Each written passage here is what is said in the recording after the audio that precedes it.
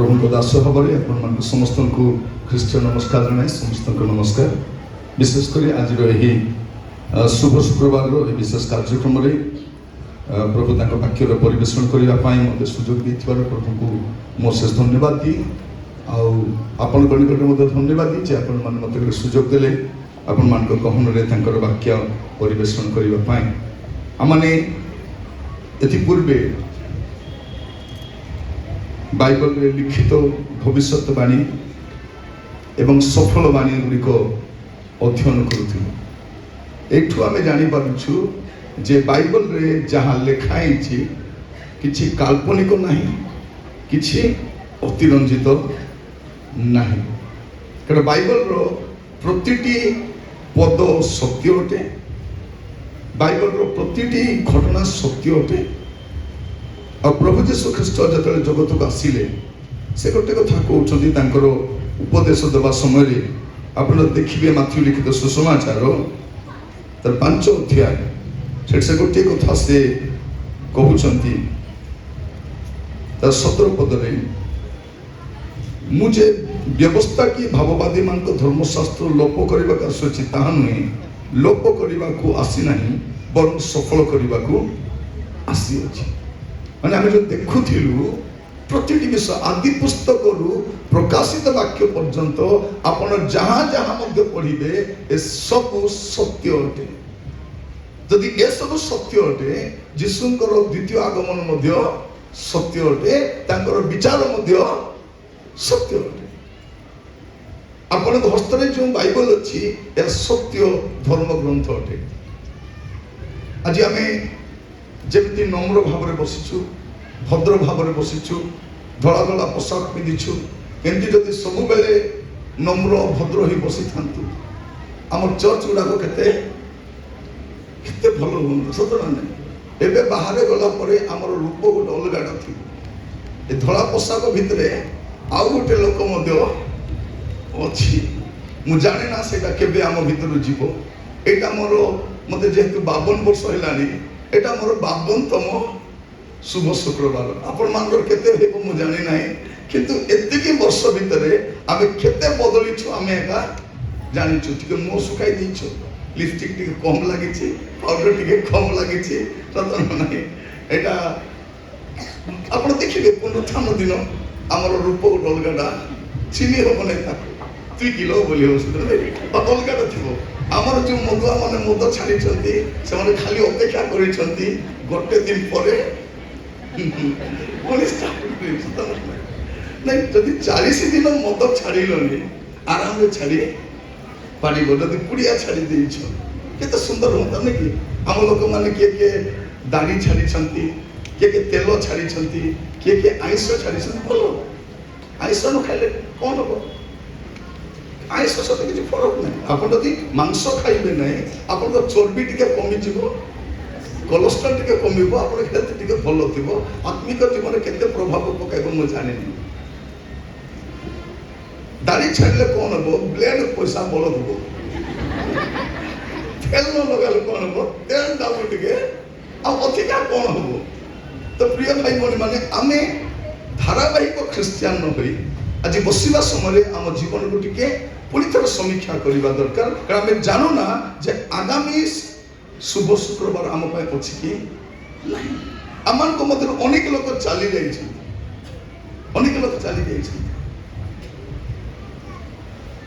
यापर आम कबर भट्टा को जीव कबर गुड़ाक लिपालिपि आम कम आरंभ। जड़े भौणी कहते आंकर घर एत लोक मरी जानी मुझे दिवानी न था। आजिकल बाहर कौन कर केतटा कबर अच्छी देखिक से गुड़ाक मार्बल होना ना चून लगाइबा पड़ो ना माटी लिपा पड़ो। आप देखिए से कबर भट्टारे अनेक लोक को देखिए जो मैंने जीवन काल में बापा मार जत्न नहीं ना अनेक देखी ना एवं से मार्बल कबर तार विरुद्ध में नुहे कि बंची समय जत्न नि दिन आसब समस्त को अनुताप करने पड़ो किंतु ता पूर्व जदि आम सुधरी जावा भल थी प्रिय भाई भौणी मान अनेक लोक आम बसीचु कहवाई चाहे ना किंतु जेहेतु निज लोक मान गहण आसी जदि मुझे ना मु अपराधी भाई तेणु मु वाक्य मध्य को जावा पूर्व आपण मान केतोटी कथा कहवाई चाहे आम या पूर्व आम सप्तवाणी पढ़ुलु केते सुंदर भाव में पढ़ी शुणेले आ सप्तवाणी आम 7टी गुरुत्वपूर्ण विषय शिक्षा दिए तापर मु वाक्य मध्य आपण मान को लेकिन जी आम जो प्रथम वाणी देखुचु एटा होची कोन क्षमार ओके ए सप्तवाणी रो प्रथम वाणी हमको कौन जनाए जे प्रभु यीशु कौन कहउछथि क्षमा देबा पे एठी हम अनेक लोक बसिचु एबे पर्यंत क्षमा देइनु क्षमा दे आसुचु जाउचु प्रभु पद खाउचु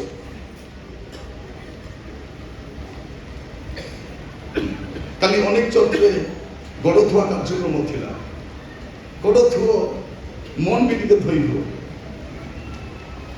मु जन को पचारि तुम चर्च रे काई गोड़ धुआ कार्यक्रम कलो नै गोड़ी थांतो आज्ञा से ढाल सागे चपट माने एते तिक्तता अछि हम भितरे ए तिक्तता थिबा भितरे हम चर्च को आसुचु जाउछु प्रभु यीशु ख्रीष्ट क्रूस रे मरिबा पूर्वरु से प्रथम काम करिसथि कोन क्षमा दउछन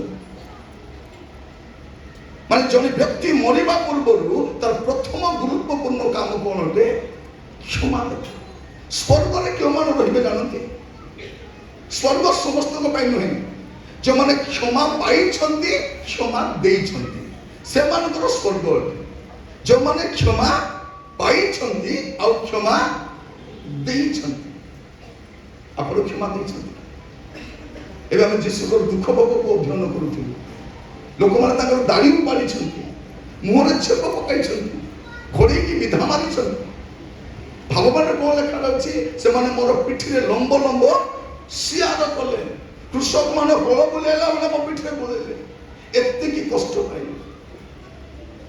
कौन से त्रुटि करि नाहंती कौन से भूल करि नाहंती तथापि कृष्ण रे चोर चोर प्रथम काम कर पिता एमान को क्षमा करो एटी हम अनेक लोक बसिचु एबे पर्यंत क्षमा करि न अन्य मान को जदि आपण क्षमा करि नाहंती आपण केमिति क्षमा पाइबे हमें कोन भाबुचु मु क्षमा पाइथिबी बोली भाबुची भाबु तो भाबी थकु बाइबल कौन कहूची आम कौन प्रार्थना करूछु आम्भे माने जेपरि अपना अपना अपराधी मानकु क्षमा करि अछु सेही पर हमन अपराध सब जदि आपण क्षमा करि नाहंती आपण क्षमा पाई परिबे नाही एठु गला परे काहाकु क्षमा मागिबार अछि जदि घरे अछंती क्षमा मागंतु पड़ोसी लोक को क्षमा मागंतु एबे चर्च रु बाहरी लेवल देखंतु से नानी आसी कि नाही साता अछि कि नाही से बुआरी अछि कि नाही से नना अछि कि नाही खोजी करे हाथ धरि क्षमा मांगी दियो तेबे तुमर पे कोन हो पुनरुत्थान पर्व हेबो नले की पुनरुत्थान कोन आ केते पर्व पालन करिबा जदि कहानी को क्षमा करिबार अछि आजि परि भलो दिन आर केबे मिलबो नै कारण आजि अछि क्षमार पर्व फेस्टिवल ऑफ फॉरगिवनेस आजि अछि क्षमार पर्व आमे कौन कहूँ मुझे मरी गले भी ताको क्षमा करू मुझे तो ताको मिसली बोले मत कुकुर बोली तते काई हम कुकुर बोली कहू तू कहि उठा आमे तते काई कहू लाज शरम नै क्रिश्चियन बोली कहूछु क्षमा दे पारू काको सासु को बहू को भाई को भौणी को क्षमा न दे ग्रास कौन गोटिए जीवन भाई भौणी माने केते बेले चली जीव जना नै जानि ना जदि आम क्षमा दे न अनेक लोक कबर पाखे बस कांदुं कौन बापा मार जत्न नहीं ना जत्न नहीं ना थे जो भूमि कबर लिखुची गोटे माँ किस कहूँ आपको पड़ी सांग मार बाकी चाल लगे तर माँ के तो पचार ना भूखे मराइला रीति आसिक कबर लिखुची आप देखिए ये कोरापुट रे आका 3टा पुओ थिबे बाबा माँ को हेरी देखु नथिबे आज ये बसी थिबे सदिकटा भी थिबे कि नहीं कुकुर माँ मन थिबे आमर मणि जाका थिबे যদি ক্ষমা করিব না ক্ষতি হব, মিশব না ক্ষতি হব। কোন মা মানে তুমি কি ক্ষমা করিব কি না? এই ক্ষমা করিবে বলে তার ঝিও সে ফোন করতো, এগো ক্ষমা করব দেখ তো তার দেখবা আসবে। ଆଉ କେତେ ଜଣ କଣ କରିବେ, ଦୁଇ ଲୋକ ମାଡ଼ଗୋଳ କରି ଆରାମରେ ଥିବେ ସେମାନେ, କାରଣ ଆଠୁ ଫାଇଦା ପାଉଥିବେ ତାଠୁ ଫାଇଦା ପାଉଥିବେ। କଣ କରୁଥିବେ, ହେଲୋ ଶୁଣିଲୁ କି ତୋ ଶାଶୁ ଏମିତି କହୁଥିଲା, ସତେ କି ମାଉସୀ କଫି ପିଇବ କି ଚା ପିଇବ? ତାପରେ ସେଠି ଯାଇକି କଣ ହବ, ହେଲୋ ତୋର ଦୁଆରି ନାହିଁ କି ବଲଟା ନାହିଁ, କିଛି ଖାଇବୁ ନାନି, କେକ୍ ଦେବି କି ମିକ୍ସଚର ଦେବି। ସେ ଦୁଇଟା ଘରେ ଖାଉଥିବେ, ତାକୁ କହିବେ ଏ ଘରର ମାଉସୀ ସେ ଘରର ପିଉସୀ। ସେ ଏମିତି ଲୋକ ଥିବେ। ବାଇବଲ କଣ କହୁଛି, ଶାନ୍ତି କାରକ ଲୋକେ ଧନ୍ୟ, କାରଣ ସେମାନେ ଈଶ୍ୱରଙ୍କ ସନ୍ତାନ ବୋଲି ଖ୍ୟାତ ହେବେ। ଶାନ୍ତି କାରକ ମାନେ କଣ, ବେଶୀ ଓଡ଼ିଆ ହେଇଗଲା। ଶାନ୍ତି କାରକ ମାନେ ତାକୁ ସରଳ ଭାବରେ କଲେ କଣ, ମିଳାମିଶା କରେଇବା ଲୋକ। ଇଂଲିଶରେ ଅଛି ପିସ୍ ମେକର। ପିସ୍ ମେକର ମାନେ କଣ, ଜଣେ ଶାନ୍ତି ସ୍ଥାପନ କରନ୍ତି, ମିଳାମିଶା କରନ୍ତି। ଚେଷ୍ଟା କରିବା ଯେଠୁ ବାହାରିଲା ପରେ କ୍ଷମା ଦେବା। ଯୀଶୁ ସେଇଟା ଶିଖାଉଛନ୍ତି ଆମକୁ। ଆମେ କଣ କହୁଛୁ, ମୁଁ କେତେ ଥର କ୍ଷମା ଦେବି, କେତେ କ୍ଷମା ଦେବି? ଯୀଶୁ କହୁଛନ୍ତି 7 ଗୁଣ 70 ଥର। 7 ଗୁଣ 70 ବୋଲେ 7 into 70 ମାନେ 490 times ବି କ୍ଷମା ଦେବାକୁ ରେଡି ଥିବା। ମୁଁ ଜାଣିନି କ୍ଷମା ଦେଇନୁ। ଆମର ଅନେକ କବର ଲିପବାକୁ ଯାଉଛନ୍ତି, ବାପା ମାଆକୁ ଭଲ ଯତ୍ନ ନେଇନାହାନ୍ତି, ମରେଇଛନ୍ତି। 3ଟା ପୁଅ ଥିଲେ, ବାପା କି ମା ମରିଗଲା ପରେ 3 ଦିନିଆ ପରେ আসবে না নাই? কে বেঙ্গলোরু, কে হায়দ্রাবাদরু, কে দিল্লীরু, কে এইটুরু সিটুরু সব জমা করে কোন বল করে গোটে তো ভাই বাপা থিলা ভাল করে 3 দিন না করবা, কেটা লোক বাপা থিবে দেবে, গোটে একা বাপা থিবে। প্রিয় ভাই ভଉଣୀ ମାନେ ଯୋଉ ବାପା ମା ହରେଇଛନ୍ତି ତାଙ୍କୁ ପଚାର, ସେମାନେ ତମକୁ କହିବେ ବାପା ମାର ଭ୍ୟାଲ୍ୟୁ କଣ। ସେମାନଙ୍କୁ ପଚାର। ଏବେ ବାପା ମା ଅଛନ୍ତି ପଚାରୁନାହାନ୍ତି। ଝିଅମାନେ କେବେ କେବେ ଛୁଟି କାଟି ମାଆକୁ ଦେଖିବାକୁ ଯାଅ, ବାପାକୁ ଦେଖିବାକୁ ଯାଅ। ମାଆକୁ ଦେଖିବାକୁ ଯିବେ ନାହିଁ, ମରିଗଲା ପଛକେ ସ୍କୁଲ କରିବେ, ମୁଣ୍ଡ ପାଖରେ ବସି କାନ୍ଦୁଥିବେ, ଏ ମା ଉଠୋ ମା ଉଠି ଥାନ୍ତା ପରେ ଛୁଟୁଟା ଯଦି 2-4 ମାରି ଥାନ୍ତା ବୋଲେ ଜଣା ପଡ଼ିଥାନ୍ତା। ପଚାରିବେ ନାହିଁ। ନାଇଁ କଣ ପାଇଁ? ନିଜର ବାପା ମାଆକୁ ପ୍ରେମ କରିପାରୁନୁ, କ୍ଷମା ଦେଇପାରୁନୁ, ଶାନ୍ତିରେ ରହିପାରୁନୁ, ଆହୁରି କଣ? ଆପଣ ବାପା ମାଙ୍କ କଥା ଜାଣିଛନ୍ତି ଭଲ କରି। ମୋର ପ୍ରିୟ ଭାଇ ଭଉଣୀ ମାନେ, ସେଇ ବାପା ମା ମାନେ ଆମ ସାହିରେ ଯଦି ଗୋଟେ ଭୋଜି ହବ, ତାର ବାର୍ଥଡେ ହବ, ତାର ମାଙ୍ଗଲି ବାନ୍ଧନ ହବ, ଯୋଉ ମୁଢ଼ି ଆରି ସେ ଲଡୁ, ସେ ପିଠା ସେ କୋଉ ଚୁନାରେ ଗୁଡରେ ବନେଇଥିବେ ବାପା, ପଥର ଚକଲେଟ ବିଲ୍ ବନେଇଥିବେ। ବିଚିତ୍ର ପିଠା ହେଲେ ବି ସେ ମା ଆଣିବ କଣ କରିବ, ସବୁ ପିଲାମାନଙ୍କୁ ବଣ୍ଟା କରିଦିଏ ଦେବ। କିନ୍ତୁ ଆଜି ଏ ପୁଅ ବୋହୂ ମାନେ, ମୁଁ ଆସିଛି ଏଟାକୁ କହିବା ପାଇଁ, ତୃତୀୟ ଥର ଆଇବି କି ନାହିଁ ଜଣା ନାହିଁ ହେଲା, ମତେ ଦ୍ୱିତୀୟ ଥର ଡାକିଲେ ମୁଁ ଧନ୍ୟବାଦ ଦଉଛି। ମୁଁ ଏମିତି ଏକା କଥା କୁହେ, ପ୍ରଭୁ ସେଇଥିପାଇଁ ମତେ ବାଛିଛନ୍ତି ମୋର ଲୋକମାନଙ୍କୁ ସଜାଡ଼ିବା ପାଇଁ, ଜାଗ୍ରତ କରାଇବା ପାଇଁ। ନହେଲେ ଏ କୋରାପୁଟ ଜିଲ୍ଲାର ଗୋଟେ ଲୁଥରାନ ପରିବାରରୁ ମାମୁଲି ଗ୍ରାମରୁ ମତେ କାହିଁକି ବାଛିବାର ଅଛି? ପ୍ରଭୁ ଏଇଥିପାଇଁ ବାଛିଲେ ତୋର ଲୋକମାନଙ୍କୁ ବାଗନା ବେଟି ବେଟି ବୁଝି, ସେମାନଙ୍କୁ ଶିଳରେ ବାଟି ବାଟି କରି ବୁଝା, ବୁଝିଲେ ତ ବୁଝିଲେ, ନହେଲେ ମୁଇଁ ଆସିଲେ ବୁଝାଇବି ବୋଲ, ଆଉ କିଛି ନୁହେଁ।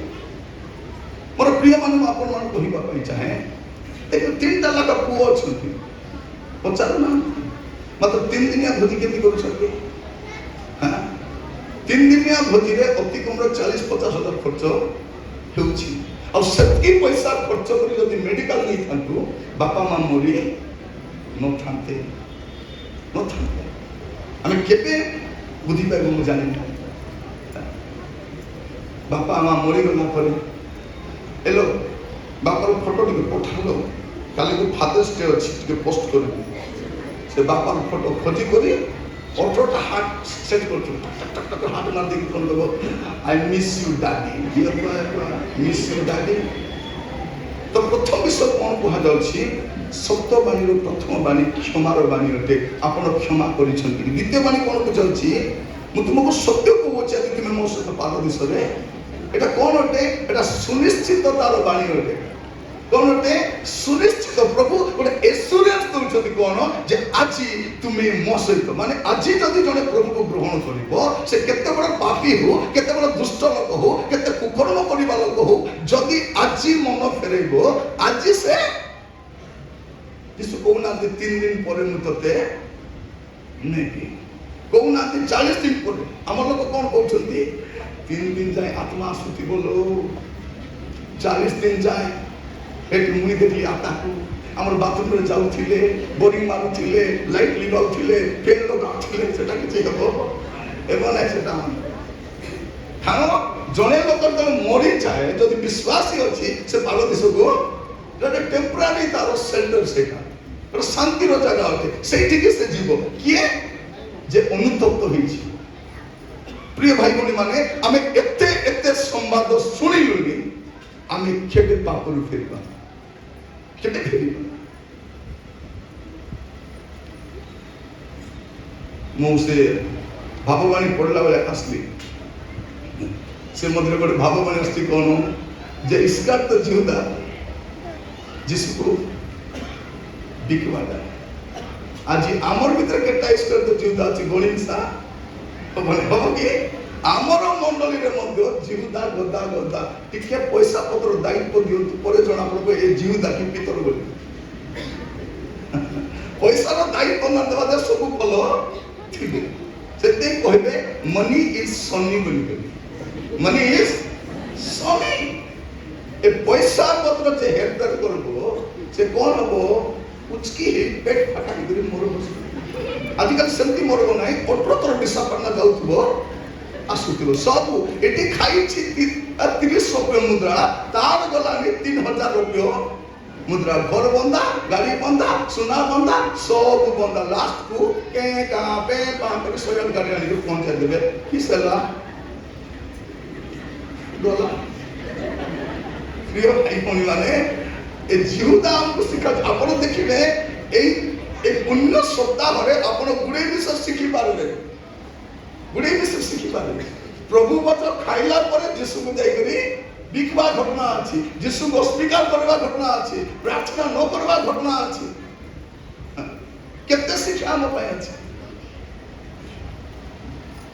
यीशु पाद धोई दउछि यीशु जौन कौन लिखुचंती जे पिता तांको समस्त अधिकार देले एटा जानिला परे से कौन बोले गामुछा नेले कोटि बंधन कले और समान पाद प्रक्षालन कले काहे पाद प्रक्षालन करछथि एटा जिहुदी मानकर कल्चर रे बा कस्टम रे आपण देखिबे कोन जतरे घरे अतिथि माने आसंती समान को भोजन रे बसाइबा पूर्वरु घरर चाकर कोन करिवे समस्त को पाद हल करी धोई देबे पाद पछि देबे तापर तांको भजरे बसाइबे जेतु ए रात्र भजरे के नाहंती चाकर जदि पितर को कहबे पितर जा जाकुबो आंद्रिय जहमर गोरतु धोई दे बोले से कोन कहबो मते मुंड दुका नाही आपणकर गोड़ धो बोले धोई देबी गादाई दे बोले गादाई देबी ता से मानकर चलबो नै अरे पितर कोन भाबुची मु त नेक्स्ट जीसु पर तो मुया करने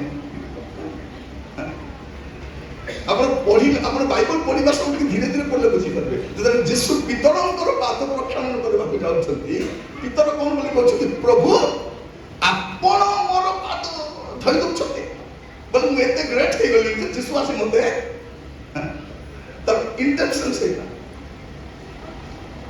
मु जाने ना प्रिय भाई बहन माने आमे खेबे केते गीत गाउछु सम्मेलन रे थिबा हेमंत उत्तम सत्यने बारे बा प्रेम बिहुने भाई सब ए गीत गुडा को बैन कर देबा जति मथे के अधिकार देता बेले केटा गीत मन को बैन प्रेम तो नहीं काई गाय करूछि आज भी बसी छथि कि नहीं जदि कास तो ओपड़ लोक जदि सागरे बसी छी बाहर जको हेलो कि कष्ट लो मो निष्पासी बसी थी से आसी मन पाके बसी देला उठी पारु नहीं जाई पारु नहीं एंती ही आका बसी थी लो अंता बथा आपण जदि एकाठी सागरे बसी पारु नांती केंती एकाठी सोदर रोगे बोली भाबुछंती केंती भाबुछंती तो द्वितीय विषय यीशु कौन कहउछंती ओटा सुनिश्चिततार संवाद दउछंती कौन जे तुमे आजी ମାନେ ପ୍ରଭୁ ଯୀଶୁ ଖ୍ରୀଷ୍ଟକୁ ଦେଖନ୍ତୁ, ସେ ତ ହଜାର ହଜାର ଲୋକ ପାଖରେ ବାକ୍ୟ ଦେଇଛନ୍ତି, କିନ୍ତୁ ଜଣେ ଲୋକକୁ ମଧ୍ୟ ସେ ଉପେକ୍ଷା କରୁ ସିଙ୍ଗଲ ମଧ୍ୟ। ନିକୋଦିମ ସହିତ କଥା ହେବା ଠିକ ଅଛି, କିନ୍ତୁ ଯୋଗ୍ୟ ଘରକୁ ଯିବ। ସେ ସ୍ତ୍ରୀ ଲୋକ ଯାର 5 ସ୍ୱାମୀ ଅଛନ୍ତି, କଥା ହେବ ହ୍ୟାଲୋ କରି ପାକେ ବସି ଲାଜ ଲାଗୁନି, ମୁଁ ଜାଣୁ ନାହିଁ ତତେ ଜାଣୁ ନାହିଁ କିଲୋ। ଯୀଶୁ ତାକୁ କଥା ହେଲେ, ସେ ସ୍ତ୍ରୀ ଲୋକ ଦୌଡ଼ି ଯାଇକି କହୁଛି ଆସ ଜଣକୁ ଦେଖିବ। ସେଟା ନାହିଁ ମସିହ ହେବେ, କାରଣ ଇଏ ଅନେକ ପୁରୁଷଙ୍କୁ ଦେଖିଛି, ସେ ପୁରୁଷ ମାନଙ୍କ ମଧ୍ୟରେ ଯୀଶୁ ଭିନ୍ନ ଅଟନ୍ତି, ଭିନ୍ନ ଅଟନ୍ତି। ସେଦିନ ଗୋଟେ ସ୍ତ୍ରୀ ଲୋକ ବ୍ୟଭିଚାର କର୍ମରେ ଧରା ପଡୁଛି, ଆଉ ଯୀଶୁ ସେଠି ଅଛନ୍ତି। ତାଙ୍କୁ ଧରି ପଳେଇ ଆସିଲେ, ଆଉ କଣ କରୁଛନ୍ତି, ପ୍ରଭୁ ଗୁରୁ ମଶା ଆମକୁ ଆଦେଶ ଦେଇଛନ୍ତି ପଥର ଫୋପାଡ଼ି ମାରିବା ପାଇଁ। ମଶା ନାଇରେ ବାବୁ ମୁଁ ଏକ ଆଦେଶ ଦେଇଛି ବୋଲି କହିବା କଥା। ଯୀଶୁ କଣ କହିବା କଥା, ମୁଁ ଆଗ ତାକୁ ଦେଇଛି। କଣ କହୁଛ ପ୍ରଭୁ, ମାର ନା। এইটা ଯୀଶୁ ଗୋଟେ ଚୋର, ମାନେ ପ୍ରଭୁ ଯୀଶୁ ଖ୍ରୀଷ୍ଟଙ୍କୁ ଉପେକ୍ଷିତ କରି, ନିର୍ଯାତିତ କରି, ଅପମାନ କରି, ଚୋରମାନଙ୍କ ମଧ୍ୟରେ ତାଙ୍କୁ ସମାଧି କୃଷାର୍ପିତ କଲେ ମଧ୍ୟ ସେ ସେଇଠି ମଧ୍ୟ ସୁସମାଚାର କହିବାକୁ ପଛଉ ନାହାନ୍ତି। ଆପଣ ମଧ୍ୟ ସ୍କୁଲରେ, କଲେଜରେ, ଅଫିସରେ, ବିଭିନ୍ନ ଜାଗାରେ କାର୍ଯ୍ୟ କରନ୍ତି, ଆପଣଙ୍କ ବସ୍ତିରେ ରୁହନ୍ତି, ସାଇରେ ରୁହନ୍ତି, ଆପାର୍ଟମେଣ୍ଟରେ ରୁହନ୍ତି, ଆପଣଙ୍କ ଡିପାର୍ଟମେଣ୍ଟ ଅନେକ ଲୋକ ଅଛନ୍ତି। ଆପଣ କେବେ ସୁସମାଚାର କହିଛନ୍ତି କି? ସେମାନଙ୍କୁ ଶୁଣେଇଛନ୍ତି କି ସୁନିଶ୍ଚିତ ତାର ଖବର? ଆମେ କହିନୁ।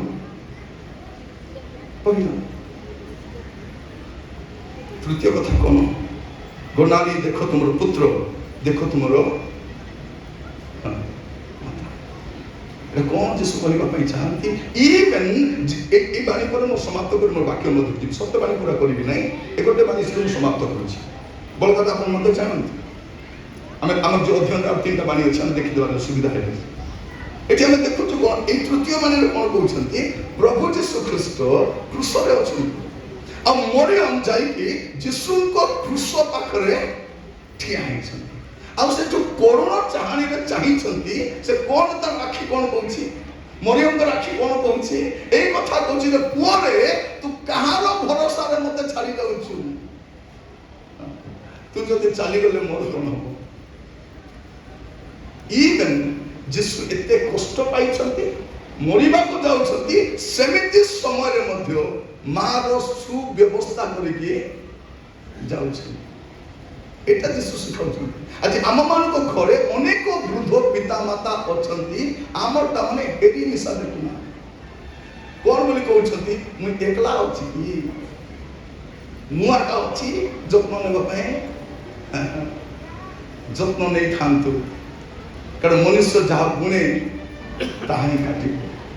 ଆଜି ଅନେକ ଲୋକ ଯେତେ ପଇସା ଉପାର୍ଜନ କଲେ ମଧ୍ୟ, ରୋଜଗାର କଲେ ମଧ୍ୟ, ଟଙ୍କା ଆସିଲେ ମଧ୍ୟ ଘରେ ଶାନ୍ତି ନାହିଁ।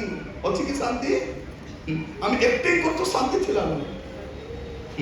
ମୁଁ ତ ସ୍ୱାମୀ ସ୍ତ୍ରୀ ବାଇକରେ ଯିବାଟା ଦେଖିଲେ କହିବି କେମିତି ଅଛନ୍ତି ବୋଲି। ସ୍ୱାମୀ ସ୍ତ୍ରୀ ବାଇକରେ ଗଲେ ମୁଁ କହିବି ସ୍ୱାମୀ ସ୍ତ୍ରୀ କେମିତି ଅଛନ୍ତି। ଯଦି ପ୍ରେମରେ ଥିବେ ଭଉଣୀ ମାନେ କେମିତି କରିବେ, ସେ ସ୍ୱାମୀର ପେଟକୁ ଧରି ଓହ୍ଲାଇଥିବେ, ହାଣ୍ଡି ପରା ପେଟକୁ ଧରି ସେ ପେଟ ହଳୁଥିବ, ସେ ପେଟକୁ ଧରି ଓହ୍ଲାଇଥିବେ। କିନ୍ତୁ ନାଇଁ ମନ୍ଦ ବୋଲି କହୁନାହିଁ, ମନ୍ଦ ନୁହେଁ, ପର ସ୍ୱାମୀ ସହିତ ସେମିତି ବସିବାଟା ଖରାପ ହୁଏ, ନିଜ ସ୍ୱାମୀ ସହିତ ବସ, କାନ୍ଧରେ ହାତ ଦେଇଥିବେ, ମୁନାରେ ପକେଟରେ ହାତ ପସେଇ ଦେଇଥିବେ, ଠିକ କିଛି ମନ୍ଦ ନାହିଁ। କିନ୍ତୁ ଝଗଡ଼ା ହେଲେ କଣ କରିବେ ଭଉଣୀ ମାନେ, ସେ ପଛର ରୋଡକୁ ଧରି ଓହ୍ଲାଇଥିବେ, ଦେଖିଛନ୍ତି? ସେ ପଛର ରୋଡକୁ ଧରି ସେଇଠୁ ଜଣା ପଡିବ ଏ ଦୁଇ ଲୋକ ମାନିଗଲ ହେଇଛନ୍ତି। ସେ ପଛର ରୋଡ କାହିଁକି ଦିଆଯାଇଛି, ସ୍ଥାନଟା ଗ୍ୟାସ ସିଲିଣ୍ଡର ବାନ୍ଧିବା ପାଇଁ, ଚାଉଳ ବସ୍ତା ବାନ୍ଧିବା ପାଇଁ, ପରିବା ମୁଣା ଓହ୍ଲାଇବା ପାଇଁ, ତମେ ଓହ୍ଲାଇବା ପାଇଁ ଦିଆ ହେଇନାହିଁ। ମୂଳ କଥା କଣ ଆପଣ ମନେ ରଖିଥାନ୍ତୁ, ଯଦି ଆଜି କେଉଁମାନେ ମଧ୍ୟ ବାପା ମାର ଯତ୍ନ ନେଉନାହାନ୍ତି, ମୁଁ ହାତ ଯୋଡ଼ି କହିବା ପାଇଁ ଚାହେଁ, ଦୟାକରି ଆଜି ଗଲା ପରେ ତାଙ୍କର ଯତ୍ନ ନିଅନ୍ତୁ, ପ୍ରପର ମେଡିସିନ ଦିଅନ୍ତୁ, ପ୍ରପର କେୟାର ନିଅନ୍ତୁ। ନା ନାହିଁ, ଆପଣ ମାଛ ତରକାରୀ କରୁଛନ୍ତି, ନାଇଁ ଆମର ଆତା ଖାଇପାରିବେ ନାହିଁ, ମା ତ ମାଛ ଖାଇପାରିବ ନାହିଁ, ଆଖି ଦୁଷିବ ନାହିଁ, ତାକୁ ସିନା ଆଖି ଦୁଷିବ ନାହିଁ, ତମକୁ ଆଖି ଦୁଷି କି ନାହିଁ, ଦୁଷି କି ନାହିଁ, ଦୁଷୁଛି। ତ কোন করবার আছে কোনটা সব ছড়াইকি দেবার আছে আর কোনটা ছড়াই দেলে মাছ কেড়ে না দেব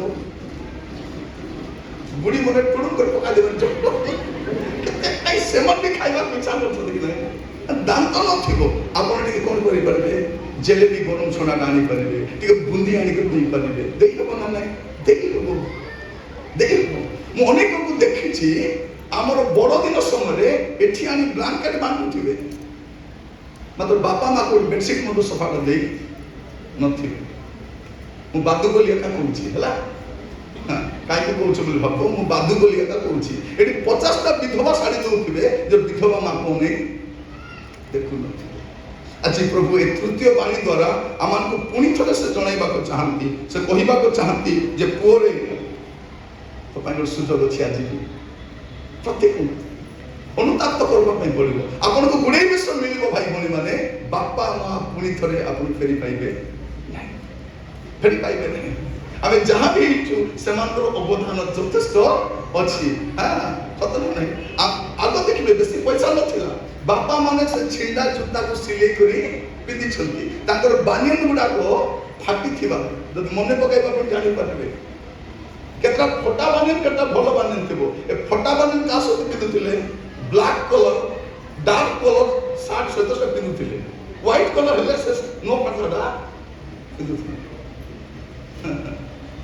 କାହିଁକି ପିଲାକୁ ଭଲ ପାଠ ଦେବେ ପିଲାଟା ଶିକ୍ଷିତ ହଉ ପିଲାଟା ସମୃଦ୍ଧ ହଉ କିନ୍ତୁ ଆଜି ସେଇ ପିଲା ମୁଁ ଥରେ ଜଣଙ୍କ ଘରକୁ ଯାଇଥିଲି ସେ ମା ମେଡିକାଲରେ କାମ କରନ୍ତି ମେଡିକାଲ ସୁପରିନଟେଣ୍ଡେଣ୍ଟ ଯେହେତୁ ସେ ମେଡିକାଲରେ କାମ କରନ୍ତି ମେଡିସିନ ଜାଣନ୍ତି ତାକୁ 80+ ହେଇଗଲାଣି ତାକୁ କ'ଣ ଦେହ ଖରାପ ହେଲେ କୋଉ ଔଷଧ ଖାଇବେ ସେ ଜାଣିଛନ୍ତି ହେଲେ ତାଙ୍କର ଝିଅ ଦେଖିଲା ଏ ବୁଢ଼ୀ ଏକଲା ଅଛି ଏ ଘର ଯଦି ଏ ବୁଢ଼ୀ ମରିଗଲେ ସୁବିଧା ହବ ଭଡ଼ା ଦେବା ପାଇଁ ସେ କ'ଣ କଲା ଏ ବୁଢ଼ୀ ମାର ଔଷଧ ଡବା ନେଇଗଲା ଆଉ କହିଲା ମା ମୁଁ ତୋତେ ଟାଇମରେ ଔଷଧ ଆଣିକରି ଦେବି ତା ଝିଅ ଗଲାକୁ ତା ମା ମତେ କ'ଣ କହୁଛନ୍ତି ବାବୁ ନିରଞ୍ଜନ ତୁ ନେକ୍ସଟ ଟାଇମ ଆସିବା ସମୟରେ ବାପା ମୁଁ ଆଉ ନଥିବି କାହିଁକି ଏ ଔଷଧ ଖାଇବା ଦ୍ୱାରା ସେ ବଞ୍ଚିଛି ତାର ଗୁଡ଼ାଏ ରୋଗ ଅଛି ଔଷଧ କାହିଁ ବଞ୍ଚୁଛି ଝିଅ ପ୍ଲାନ୍ କଲା କ'ଣ ଏ ଔଷଧ ବନ୍ଦ କଲେ ବୁଢ଼ୀ ମରିଯିବ ବୁଢ଼ୀ ମରିଗଲା ବୁଢ଼ୀ ସିନା ମରିଗଲା ଏ କୋଟି ବଞ୍ଚିଛି ଏ ମିଶା ମରି ମରି ବଞ୍ଚୁଛି ଏଠି ଈଶ୍ୱର ଅଟନ୍ତି ତାଙ୍କୁ ଦାନ 10 ମାସ ଯଦି ଫୁସାଇ ହେବ ନାହିଁ ସେ ଧାର୍ମିକ ଅଟନ୍ତି ମନୁଷ୍ୟ ଯାହା ବୁଣେ ତାହା କାଟିବ ତେଣୁ ଆଜି ବାକ୍ୟ ଶୁଣିବା ସମୟରେ ଯଦିଓ ଏଇଟା ମୋର ପ୍ରସଙ୍ଗ ନାହିଁ ତଥାପି ମୁଁ ଆପଣମାନଙ୍କ ସମ୍ମୁଖରେ ଏଇଥିପାଇଁ ରଖିଲି ଏ 3ଟା ପଦ ଆମ ପାଇଁ ଅତି ଗୁରୁତ୍ୱପୂର୍ଣ୍ଣ ଅଟେ ଆମେ ଧ୍ୟାନ ଦେବା ଦରକାର ଆସନ୍ତୁ ଆଜି ସେ ପ୍ରସଙ୍ଗ ପଦ ଯାହା ଅଛି ଆମେ ସେଠିକୁ ଫେରିଯିବା ଆପଣମାନେ ମସ୍ତ ଖୋଲିପାରିବେ ଯୋହନ ତାର 19 ପଦ ତାର 17 ପଦରୁ ଆମେ ପ୍ରାୟ 30 ପଦ ପର୍ଯ୍ୟନ୍ତ ଅଧ୍ୟୟନ କରିବା କଥା ସେଠୁ ମୁଁ କେତେ ଛୋଟ ଛୋଟ ବିଷୟ କହି ସମାପ୍ତ କରିବା ପାଇଁ ଚାହେଁ ଦୟାକରି ଅସ୍ତବ୍ୟସ୍ତ ହେବେ ନାହିଁ 10-15 ମିନିଟରେ ମୁଁ ସାରିବା ପାଇଁ ଚେଷ୍ଟା କରିବି ଅଧିକ ହେଲେ 10-15 ମିନିଟରେ ମୁଁ ଚେଷ୍ଟା କରିବି ମୋର 10-15 ମିନିଟ ବୋଲେ ଜାଣିବା କଥା କେତେ ସମୟ ମାନେ ଯେତେବେଳେ ସରିଲା ସେତେବେଳେ 10-15 ମିନିଟ ମୋର ନାଁ ଜାଣିଛନ୍ତି କି ନାହିଁ ମୋର ନାଁ ହେଉଛି ନିରଞ୍ଜନ ତୁରୁକ ବୋଲେ କ'ଣଟା ଓଡ଼ିଆରେ ନିରଞ୍ଜନ ତୁରୁକ ବୋଲେ କ'ଣ ତୁରୁକ ବୋଲେ ତୁ ରୁକ୍ ତୁରୁକ ବୋଲେ କ'ଣ ତୁ ରୁକ୍ ପ୍ରଭୁ ଯେତେବେଳେ କହିବେ ତୁ ରୁକ୍ ସେତେବେଳେ ମୁଁ ଥରେ କ'ଣ ହେଲା ମିଟିଂରେ ଯାଇଛି ମତେ ଡେରିରେ ଦେଲେ ଆଜି ଗୋଟେ କାଗଜ ଆଣି ଧରାଇ ଦେଲେ ଆଜ୍ଞା 5 ମିନିଟରେ ସାରି ଦିଅନ୍ତୁ ବୋଲି ସମସ୍ତେ ଅନେଇଛନ୍ତି ମୁଁ ପଢିଥିଲି ସେଟା 5 ମିନିଟ ସରାଇବା ପାଇଁ ଆଜ୍ଞା କହୁଛନ୍ତି ସେ ଯାଉ ଆଜ୍ଞା ତାର କାମ ଥିବ ଯାଉ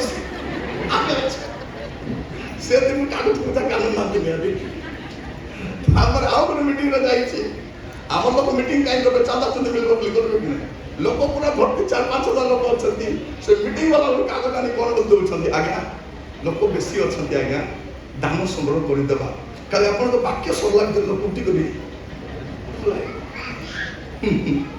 ପଢିଦେଲି ଏଠି ଆଜ୍ଞା ଦାନ ସଂଗ୍ରହ କରି ବୁଢ଼ା ଲୋକ ଶୋଇଥିଲା ଏ ଡାକୁ ପାକାଇ କରି ଯିବୁ ନେଇକରି ନ ଯାଉ କୁହ ଆଜ୍ଞା ବାକି କୁହ ପ୍ରିୟ ଭାଇ ଭଉଣୀ ମାନେ ମୁଁ ଜାଣିନାହିଁ କାହିଁକି ମୁଁ କହୁଛି ଆମକୁ ଆଉ ଆସନ୍ତା ଥର ସୁଯୋଗ ଥିବ ନା ନାହିଁ। ତ ଆଜି ବାକ୍ୟ ଶୁଣିବା ସମୟରେ ଆମ ଜୀବନରେ ଯାହା ଯାହା ପରିବର୍ତ୍ତନର ଆବଶ୍ୟକ ଅଛି ଆମେ ନିଜେ ବସିବା, ଅନୁତାପ କରିବା। ଏଠୁ ଗଲା ପରେ ଯଦି କାସ୍ତ ମନମାଳିନ ହେଇଛନ୍ତି କ୍ଷମା ମାଗନ୍ତୁ। ଯଦି କ୍ଷମା ମାଗବାକୁ ସାହସ ନାହିଁ ଫୋନ କରି କ୍ଷମା ମାଗନ୍ତୁ। ଲାଗାଇ ଦେବେ ତାରେ ହ୍ୟାଲୋ କେଲ ମୁଇଲ କି ସଲା କ୍ଷମା ଦେଲ ନାନି ମୁଁ କ୍ଷମା ଦେବି ତୁ ଦେଲେ ଦେ ନହେଲେ ନା କ୍ଷମା ମାଗଲି ହଁ ରଖିବି ଆପଣଙ୍କ ପାପ କ୍ଷମା ହେଇଗଲା। ସେ ନଦୀ ମତ ବୁଝାଅ ତମେ କ୍ଷମା ମାଗ।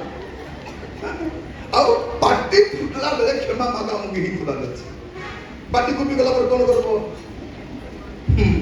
ଥରେ ଜଣକ ଘରକୁ ଯାଇକି ଶାଶୁ ବୋହୂ ଝଗଡ଼ା ହେଇଯାଇଛନ୍ତି। ଏ ବୁଢ଼ୀକୁ ପାରାଲିସିସ୍ ହେଇଗଲା, ପାଟି ଫାଟି କୁପି ଗଲା। ସେ ତାର ବୋହୂ ଡାକୁଛି ସେ ବୋହୂ କଣ କରୁଛି ଖାଇବାକୁ ଦେଲି ପରା ମା ଔଷଧ ଦେଲି ପରା ଚାହା ଦେଲି ମୁଁ ବସିଛି ସେଠି। ସେ ବୁଢ଼ୀକୁ ମୋର ବାକ୍ୟ ଶୁଣାଇ ଦେଲେ ମରବା ପୂର୍ବରୁ କ୍ଷମା ଦିଅ ବୋଲ ବାକ୍ୟ ଶୁଣି ଦେଇଛି। ସେ ତ ସକାଳେ ନୂଆ ସକାଳ ଆଶାରେ ଶୁଣି ଦେଇଛି ମରବା ପୂର୍ବରୁ କ୍ଷମା ଦିଅ ବୋଲବେ ନା। ସେ ଶୁଣିକରି ବୁଢ଼ୀ କଣ ଡାକୁଛି କଣ ହେଲା ଏ ବୁଢ଼ୀ ପାଟି ତ ଫୁଟୁ ନାହିଁ ତାର ହାତ ଧରି କାନ୍ଦୁଛି ଏ ଯେମିତି କାନ୍ଦଲା ତାର ଦୁଆରି ବି କାନ୍ଦଲା। ଦୁଇ ଲୋକ କାନ୍ଦା କୁନ୍ଦି ହେଇକରି ଆଲିଙ୍ଗନ ପ୍ରାପ୍ତ କରିଥିଲେ। ମୁଁ ଦେଖୁଛି ଆକା ତାପରେ ସେ ବୁଢ଼ୀ ହସି ଦେଲା ଏ ଶାଶୁ ବିଶା ସବୁ ପାପ ଛୁଟି ମୁଁ ଜାଣିନି ତମେ କେବେ ହେବ ହେଲେ ଆପଣ ମାନେ ଏଇଟା ମୁଁ କାହିଁକି କହୁଛି ଆହୁରି କେତେ ଦିନ ତିକ୍ତତା ନେଇ ବଞ୍ଚିବା ଆମେ କେତେ ଦିନ ଆହୁରି ଅନ୍ୟ ସହିତ ନିଜ ପରିବାର ଲୋକ ସହିତ ଆମେ ତିକ୍ତତା ରହୁଛୁ। ତ ଆଜି ଧ୍ୟାନ ନିମନ୍ତେ ଯୋଉ ଶାସ୍ତ୍ରାଂଶ ନିଆଯାଇଛି ଯୌନ 19 ପର୍ବ ତାର 18 ପଦ ଗୋଟେ ପଢିବା 18 ପଦ ପଢିବା। ଏଠି କଣ ଲେଖା ଅଛି ଯୌନ 19:18ରେ ସେଠାରେ ସେମାନେ ତାହାଙ୍କୁ କ୍ରୁଶରେ ଚଢେଇଲେ। କଣ ଲେଖା ଅଛି? ଯୀଶୁଙ୍କୁ କ୍ରୁଶରେ ଚଢେଇଲେ। ଆଜି ମୋର ବାକ୍ୟ ଏଇଟା ସେମାନେ କଣ କଲେ? ଯୀଶୁଙ୍କୁ କ୍ରୁଶରେ ଚଢେଇଲେ। ଯୀଶୁ କେତେବେଳେ କ୍ରୁଶରେ ତାଙ୍କୁ ଚଢାଗଲା? ଆପଣ ମତ ଦେଖନ୍ତୁ 19 ପର୍ବ ତାର 6 ପଦ 19 ପର୍ବ 6 ପଦ ସେଥିରେ ପ୍ରଧାନ ଯାଜକ ଓ ପଦାତିକ ମାନେ ତାହାଙ୍କୁ ଦେଖି ଚିତ୍କାର କରି କହିଲେ କ୍ରୁଶରେ ଚଢାଅ କ୍ରୁଶ ଚଢାଅ। ପିଲାତ ସେମାନଙ୍କୁ କହିଲେ ତୁମାନେ ତାହାଙ୍କୁ ଘେନି ଯାଇ କ୍ରୁଶରେ ଚଢାଅ କାରଣ ଆମ୍ଭେ ତାହାଠାରେ କୌଣସି ଦୋଷ ପାଉନାହୁଁ। ଯୀଶୁକୁ କେତେବେଳେ କ୍ରୁଶ ଚଢା ଯାଉଛି? ଯେତେବେଳେ ତାହାଙ୍କ ଠାରେ କୌଣସି ଦୋଷ ପାଉନାହାନ୍ତି ସେତେବେଳେ ହିଁ ଯୀଶୁକୁ କ୍ରୁଶରେ ତେବେ ଯାଇ ହବ କଣ? ସଦାପ୍ରଭୁଙ୍କ ମେଷ ନିର୍ଦ୍ଦୋଷ କ୍ରୁଶରେ ନିର୍ଦ୍ଦୋଷ ହିଁ ମରବାର ଅଛି ସେ।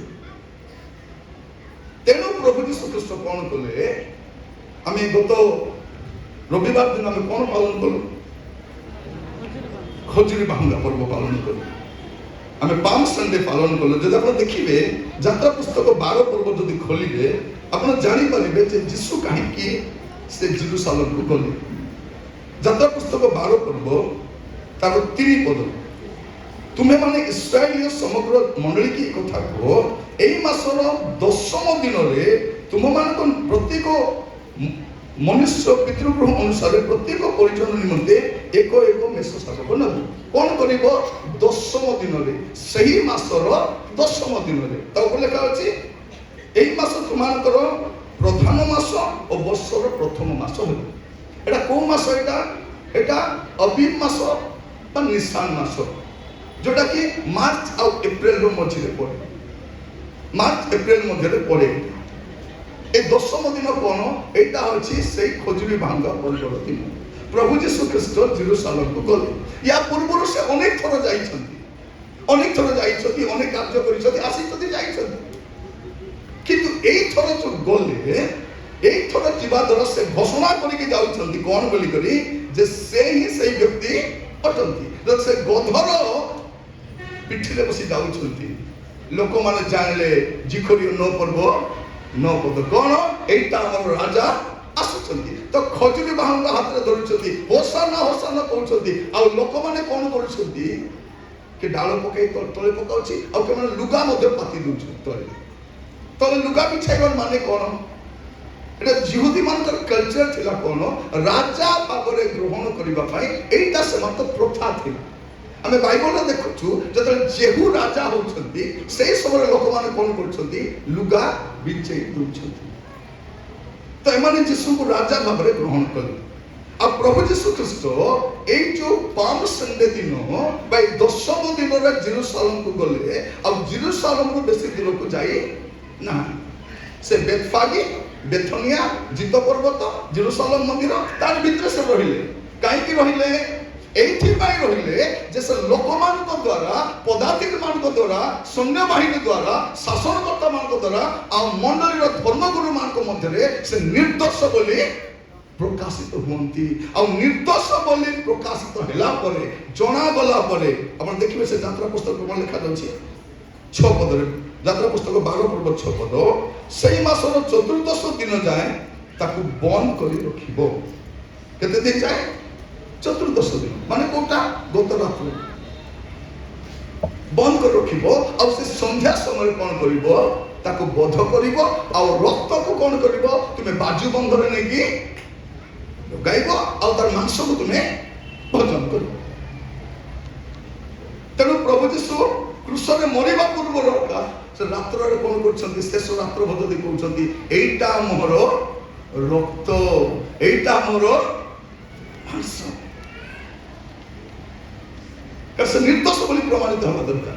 ଲୋକମାନଙ୍କ ଗହଣରେ ନିର୍ଦ୍ଦୋଷ ବୋଲି ପ୍ରମାଣିତ ହେଲା ପରେ ଆପଣ ଦେଖିବେ ସେ ଯାତ୍ରା ପୁସ୍ତକ 12 ପର୍ବରେ କଣ ଲେଖାଯାଉଛି, ତାର 5 ପଦରେ, ତୁମେ ମାନେ ମେଷପଲ ଓ ଛାଗପଲ ମଧ୍ୟରୁ ଶାବକ ନେବ, ତାହା ନିର୍ଦ୍ଦୋଷ ଏକବର୍ଷୀୟ ପୁଂଶାବକ ହେବ।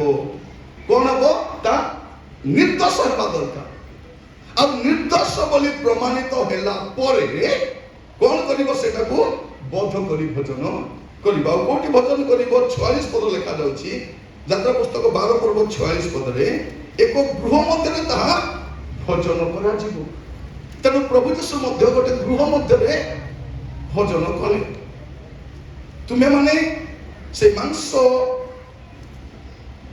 କିଛି ମାତ୍ର ତୁମ ଗୃହର ବାହାରକୁ ନେଇଯିବ ନାହିଁ, କିମ୍ବା ତାହାର ଗୋଟିଏ ଅସ୍ଥି ଭାଙ୍ଗିବ। ମାନେ ଭାବି ଦେଖନ୍ତୁ, ଏଟା କେବଳ ଘଟଣା ଖ୍ରୀଷ୍ଟପୂର୍ବ 1445 BC 1445 ପ୍ରଥମ ଥର ଯେତେବେଳେ ମିଶ୍ରରୁ ବାହାରି ଆସିଲେ ପାଳନ କରିଥିଲେ ସେମାନେ। ଆଉ ଆଜିକୁ 3470 ବର୍ଷ ହେଲା ଏ ନିସ୍ତାର ପର୍ବ ପାଳନ ଆମେ କାଲି ଚାଲେ। ପ୍ରିୟ ଭାଇ ଭଉଣୀ ମାନେ, ଆମ ପାଖରେ ଅଥେଣ୍ଟିକ ପ୍ରମାଣ ସିଦ୍ଧ ଈଶ୍ୱର ଶାସ୍ତ୍ର ଥିବା ସତ୍ତ୍ୱେ ଆମେ କଣ କରୁଛୁ? ଏତେ ଧୁମଧାମରେ ପାଳନ କରିପାରୁନୁ। ଆମ ଦେଶର କାହାଣୀ ଗୁଡାକ କେମିତି ପାଳନ କରୁଛନ୍ତି? କେତେ ଧୁମଧାମ, ସତ ନା ନାହିଁ? କାହାଣୀ ଜନ୍ମ ମିଶା ହେଇନାହାନ୍ତି। ପ୍ରିୟ ଭାଇ ଭଉଣୀ ମାନେ, ସେଇ ଯୁଗରେ କୋଉଠି ଫଟୋ କ୍ୟାମେରା ଥିଲା ନା କଣ ଥିଲା?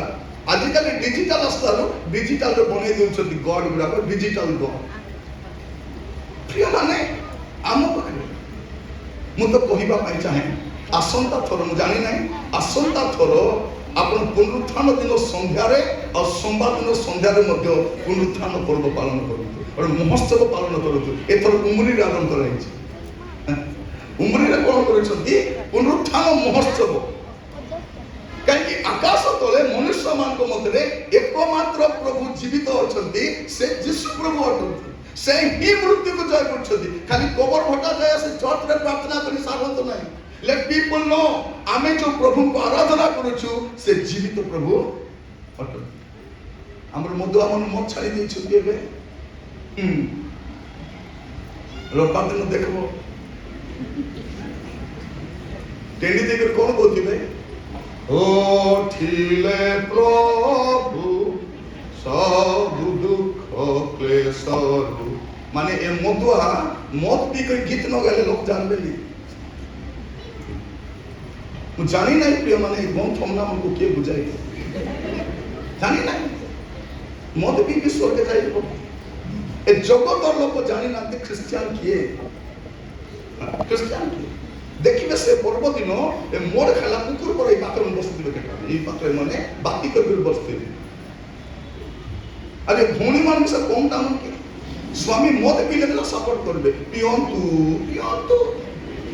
ତାକୁ ଚାବାକୁ ଯାଉଛନ୍ତି କି ଟମି କିସେ ଟମି ଚାବାକୁ ଯିବ ମତେ ଗାଳି କରିବେ ମତେ ଘୁରବେ ମୁଇଁ କିଛି ମାଇଣ୍ଡ କରିବି ନା ଥିଲେ ତ କରିବୁ ତୁଇ ତ ମୁଣ୍ଡକୁ ମାଇଣ୍ଡ ଆକା ନାଇଁ ତ ମାଇଣ୍ଡ ଆକା ଭଉଣୀ ମାନେ ମୁଁ ଆଗରୁ କହିଛି ପୁଣି ବି କହିବା ପାଇଁ ଚାହେଁ ଯଦି ମଦୁଆ ସ୍ୱାମୀ ପାଇଁ ପ୍ରାର୍ଥନା କରିବ ନାହିଁ ତାର ପରିତ୍ରାଣ ପାଇଁ ତାକୁ ବୁଝାଇବ ନାହିଁ ତା ସହିତ ତମେ ବି ନର୍କ ବୁଝିବ ମୁଁ ଭାବୁଛି ମତେ ଲାଗୁଛି ସେମିତି କାହିଁକି ବୋଲି ପଚାର ନାହିଁ ପରେ ଯାଇ କହିବ ରାଜା ମୋ ସ୍ୱାମୀ ସିନା ପିଉଥିଲେ ରାଜା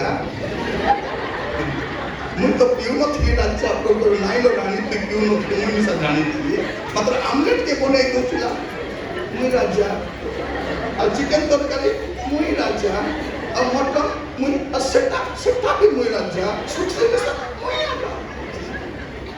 ପ୍ରାର୍ଥନା କର ପ୍ରାର୍ଥନା କର ପ୍ରାର୍ଥନା କର ଇଭେନ ଆମର ଘରର ସାନ ସାନ ପିଲାମାନେ ମଧ୍ୟ ପିଉଛନ୍ତି କି ନାହିଁ ମା ମାନେ ଟାଇମ ଆସିଛି ଆମେ ଯୀଶୁଙ୍କର କୃଷର ଶବ୍ଦବାଣୀକୁ ଅଧ୍ୟୟନ କରିଛୁ କେବେ କୃଷର ଯିବା ପୂର୍ବ ବାଣୀକୁ ଅଧ୍ୟୟନ କରିବେ କୃଷ ଯିବା ପୂର୍ବରୁ ସେ କଣ କହିଥିଲେ ଏ ଜେରୁସାଲେମର କନ୍ୟା ମାନେ ତୁମର ପାଇଁ ତୁମ ପିଲାମାନଙ୍କ ପାଇଁ କାନ୍ଦ କାନ୍ଦ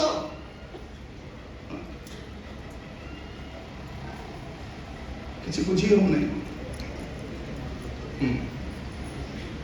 ସ୍ୱାମୀ ପୁଡ଼ିଆ ଖାଉଛି ସ୍ତ୍ରୀକୁ ଭଲ ଲାଗୁଛି ଏ ତ ଖାଇପାରୁନି ଘୋମ ଶୁଣି ସଦାଇ ହେଉଛି କାହିଁକି ମାନେ ମୁଁ କଣ ପାଇଁ କହୁଛି ଯଦି ଇଏ ଯଦି ଇଚ୍ଛା କରୁନଥାନ୍ତା ସ୍ୱାମୀ ପୁଡ଼ିଆ ଖାଇବାଟା ତାର ପକେଟ